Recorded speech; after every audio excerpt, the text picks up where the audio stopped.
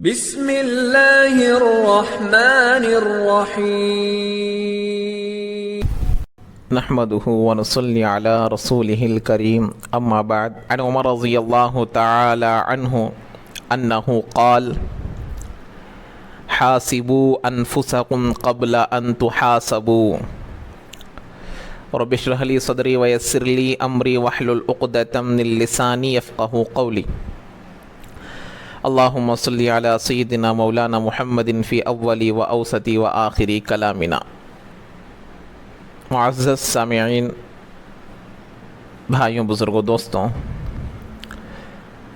آج میں آپ حضرات کے سامنے اپنی زندگی کو سنوارنے کا ایک بہترین طریقہ بتاتا ہوں.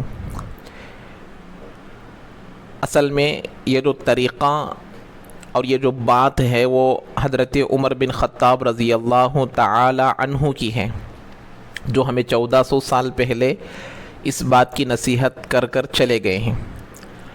اور اس بات کے تحت میں کچھ باتوں کو بتاؤں گا جس کی وجہ سے ہم اپنی زندگی کو، ہر آدمی، ہر عورت اپنی زندگی میں ان باتوں کو لے کر آئے گا، ان باتوں کو اپنائے گا تو انشاءاللہ اللہ کی ذات سے پوری امید کی جا سکتی ہے کہ اس آدمی کی زندگی دین کے موافق بن جائے گی اور وہ آدمی ہر چھوٹے بڑے گناہ سے بچنے میں آسانی ہوگی. تو حضرت عمر رضی اللہ تعالیٰ عنہ کا قول ہے، فرماتے ہیں حاسبوا انفسکم قبل ان تحاسبوا. حضرت عمر فرماتے ہیں کہ تم لوگ اپنے آپ کا حساب کتاب لیا کرو، جائزہ لیا کرو، کارگزاری لیا کرو، اس سے پہلے کہ تمہارا حساب کتاب لیا جائے، تمہاری کارگزاری لی جائے، تمہارا جائزہ لیا جائے. یعنی آدمی جب انتقال کر جاتا ہے، دنیا سے آخرت کا اس کا سفر شروع ہو جاتا ہے، تو وہاں اس کے ہر دن کی، ہر مہینے کی، ہر سال کی، ہر گھڑی کی کارگزاری لی جائے گی، ہر لمحے کی اس کی کارگزاری لی جائے گی، اس کا جائزہ لیا جائے گا. اس لیے ہر آدمی کو اللہ کے سامنے کھڑا ہونا ہے، اپنی زندگی کا پورا حساب دینا ہے. حدیث پاک میں آیا، اللہ کے نبی علیہ السلام نے فرمایا لا تزول قدم ابن آدم یوم القیامت عند ربہ حتی یسأل عن 5 سوالوں کے متعلق جب تک ہر آدمی سے سوال نہیں کیا جائے گا، اس کے پیر اس کی جگہ سے نہیں ہٹ پائیں گے. تو ہمیشہ یہ استحضار، یہ سوچ، یہ فکر ہر آدمی پر رہے گا تو وہ آدمی ہر چھوٹے بڑے گناہ سے بچنے میں آسانی ہوگی. تو حضرت عمر رضی اللہ تعالیٰ عنہ کا بھی قول ہم کو یہی سبق دیتا ہے کہ تم ہمیشہ اپنا جائزہ لیا کرو. وہی یہاں پر بتایا جا رہا ہے. آج پوری دنیا کا ماحول ہم دیکھ رہے ہیں اور ہر آدمی، ہر عورت کی زندگی کو ہم دیکھ رہے ہیں اور خود اپنی زندگی کو بھی ہم دیکھ رہے ہیں کہ ہمارے اندر کتنی دین کے اعتبار سے تنزلی، بے فکری، بے توجہی پیدا ہو رہی ہے. ہر اعتبار سے دین میں ہم کمزور ہوتے چلے جا رہے ہیں اور ہر اعتبار سے ہمارے ایمان پر، ہمارے اعمال پر، ہمارے اعتقاد پر، ہمارے یقین پر، ہمارے اعمال پر حملہ کرنے کی کوششیں کی جا رہی ہیں. تو لہٰذا آدمی ہمیشہ اپنے ایمان کی، اعمال کی فکر کرتے رہنا اور اس کی حفاظت بھی کرتے رہنا چاہیے. تو اب یہاں پر ایک بات، سب سے پہلی بات کہ حضرت عمر رضی اللہ تعالیٰ عنہ نے جو بات بتائی تھی وہ بات بھی میں بتا دیا اور اس کا ترجمہ بھی میں بتا دیا. تو ہمارے لیے ضروری ہے، ابھی میں جو کچھ پوائنٹس بتاؤں گا اس پوائنٹس کو آپ سمجھیے، یعنی کہ روزانہ اس کا جائزہ لیا جائے، ان باتوں کا جائزہ لیا جائے. تو اس میں سے سب سے پہلی بات، آدمی اور عورت جو بھی بالغ ہے یا بچوں کو بھی اس کا ہم بچپن سے ہی اس کی عادت ڈالی جا سکتی ہیں. تو بہرحال اس کے جو مکلف ہے وہ بڑے ہیں، یعنی بالغ لڑکے، لڑکیاں اور بڑے مرد اور بڑی عورتیں ہیں، یہ پہلے، اور بچوں کو بھی اس کی عادت ڈالی جا سکتی ہیں. تو سب سے پہلی بات، رات کو سونے سے پہلے ان تمام باتوں کا جائزہ لیتے رہا کرے، تبھی ہماری زندگی بدلے گی.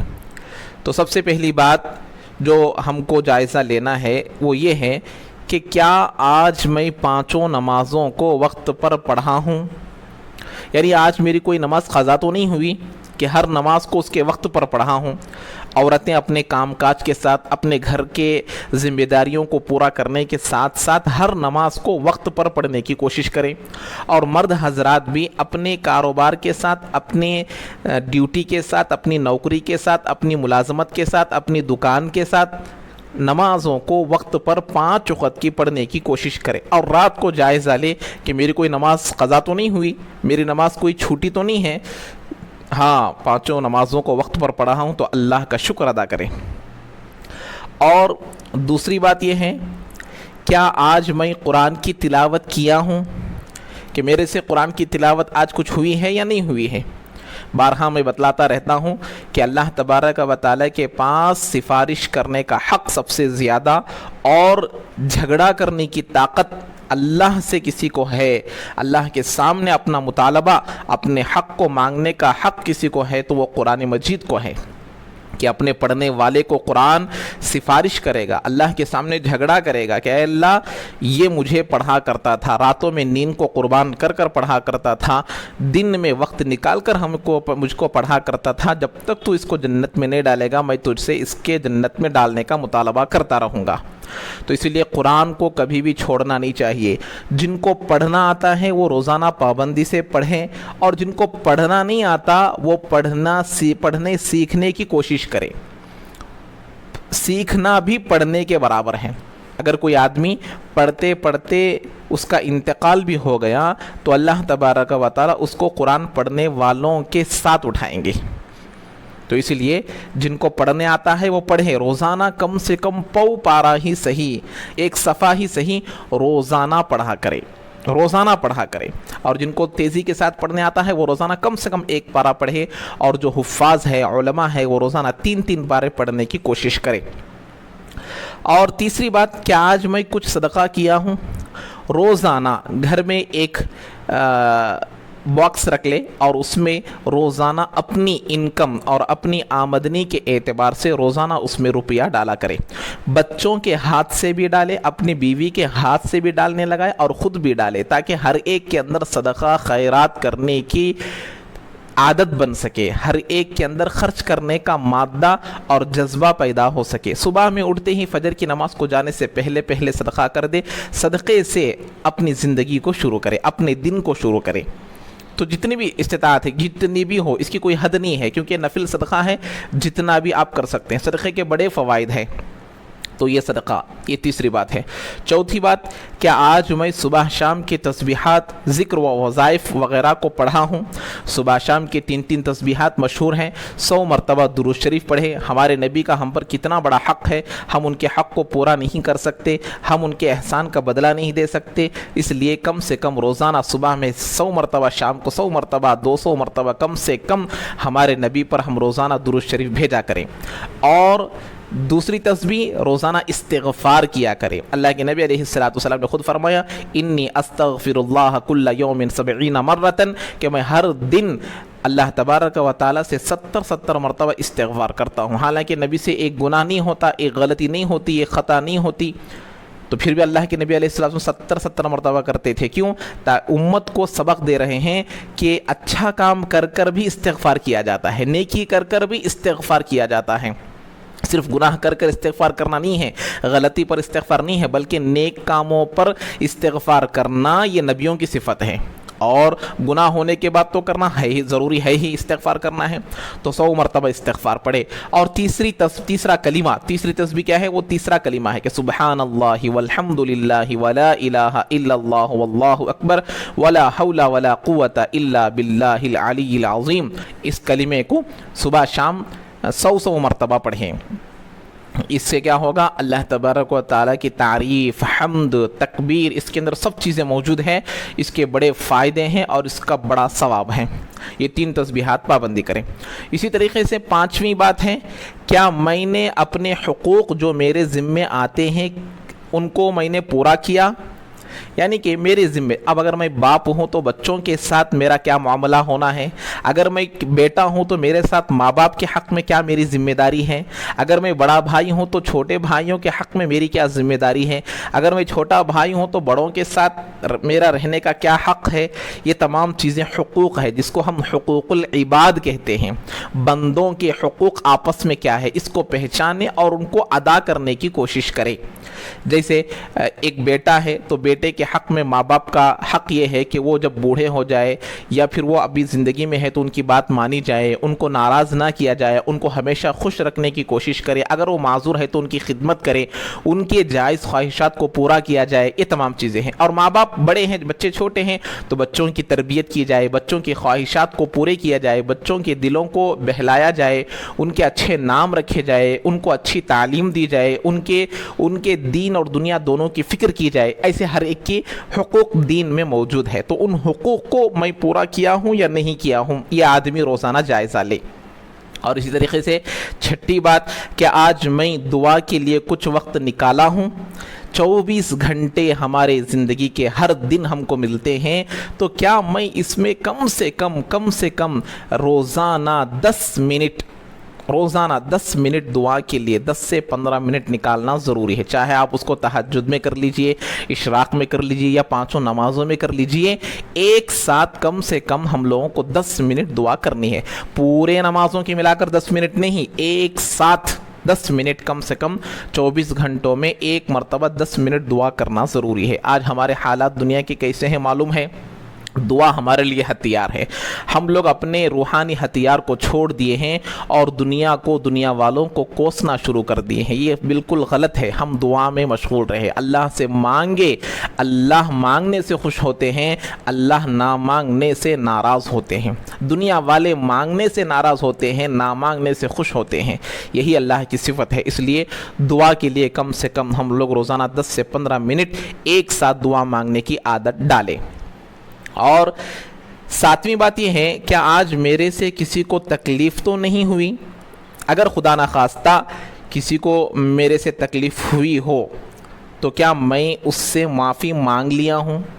یہ ہے حقوق العباد میں غلطی ہونا۔ جیسے میں نے کسی کو دل توڑنے والی بات کہہ دی، رنج میں ڈالنے والی بات کہہ دیا، یا کسی کو برا بھلا کہہ دیا، حالانکہ اس کو وہ بات بولنا تھا، یعنی وہ اس کا مستحق تھا، اس کو ڈانٹنے کا، تمام چیزیں مستحق ہو، تب بھی ہم لوگ اس کے بعد معافی مانگ لینی چاہیے۔ لیکن آج ہم خواہ دوسروں کو برا بھلا کہتے ہیں، گالیاں دے دیتے ہیں، دل کو توڑ دیتے ہیں، اور زبان کا جو زخم ہوتا ہے وہ تیر کے زخم سے بھی بڑا سخت ہوتا ہے۔